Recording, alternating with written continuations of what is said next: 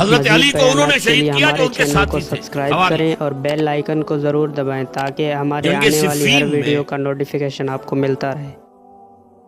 حضرت معاویہ کے کہنے سے عمرو بن العاص رضی اللہ تعالیٰ عنہ نے قرآن مجید جو ہے نیزے پر اٹھا لیا کہ لڑائی بند کرو، قرآن کو حکم بنا لو، جو مزید قرآن فیصلہ بیانات کے کرے لیے وہ ہم ہمارے قبول چینل کریں کو گے. سبسکرائب کریں اور بیل آئیکن کو ضرور دبائیں تاکہ ہمارے آنے والی ہر حضرت علی ویڈیو کا کا خیال یہ تھا نوٹیفیکیشن رضی آپ کو اللہ ملتا تعالیٰ عنہ رہے. یہ چال ہے، اور انہوں نے روکا اپنے ساتھیوں کو. لیکن اکثر لوگوں نے کہا قرآن آ گیا بیچ میں، اب ہم کیسے ہتھیار چلائیں؟ اس میں میرا ذہن جاتا ہے ایک حدیث کی طرف، بڑی اہم حدیث ہے، اور اس کے راوی حضرت علی ہیں. حضرت علی فرماتے ہیں کہ حضور نے فرمایا انہا ستکون فتنۃ، ان قریب ایک بہت بڑا فتنہ رونما ہوگا. حضرت علی فرماتے ہیں میں نے عرض کیا مل مخرج منہا یا رسول اللہ، اس سے نکلنے کا راستہ کون سا ہوگا؟ فرمایا کتاب اللہ فیہ خبر ما قبلکم و نبأ ما بعدکم و حکم ما بینکم. اس قرآن میں تم سے پہلے لوگوں کی خبریں موجود ہیں، بعد آنے والوں کے حالات موجود ہیں، اور تمہارے درمیان جو اختلافات بھی پیدا ہوں گے ان کا حل موجود ہے. تو اب کیسے نہ مانتے ہیں مسلمان؟ قرآن کو حکم بنایا جا رہا. بہرحال اس کے نتیجے میں جو بھی ہوا ہے یہ اب تاریخ کا معاملہ ہے، میں اس کی تفصیل میں نہیں جانا چاہتا، مسئلہ حل نہیں ہو سکا. لیکن حضرت علی کی خلافت جو ہے ان کے ہاتھ پر بیعت ہو گئی تھی، وہ چلی، لیکن 4.5 برس سوائے خانہ جنگی کے اور کچھ نہیں ہوا. وہ جو قافلہ آگے چل رہا تھا سیل رواں، وہ 1 انچ بھی آگے نہیں بڑھا. البتہ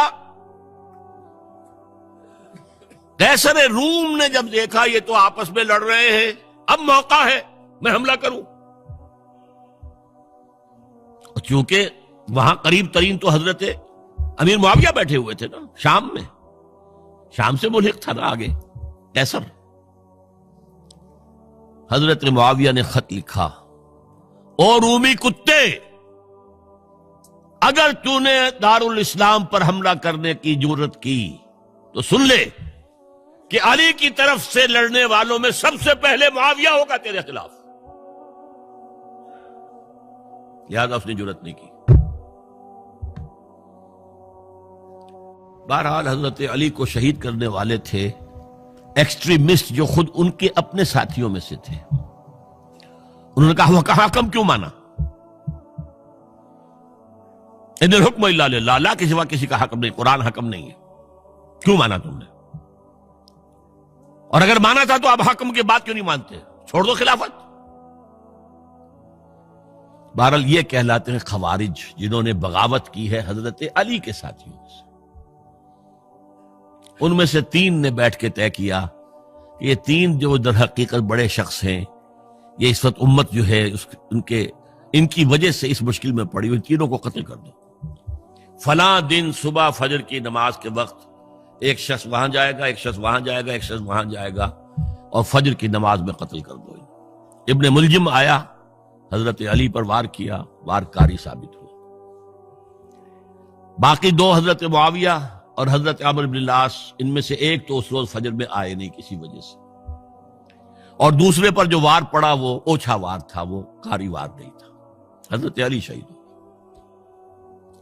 اس کے بعد حضرت حسن کی خلافت ہوئی 6 مہینے. لیکن اب جب جنگ کا معاملہ ہوا تو حضرت حسن نے دستبرداری اختیار کر لی، حضرت معاویہ کو تسلیم کر لیا خلیفہ.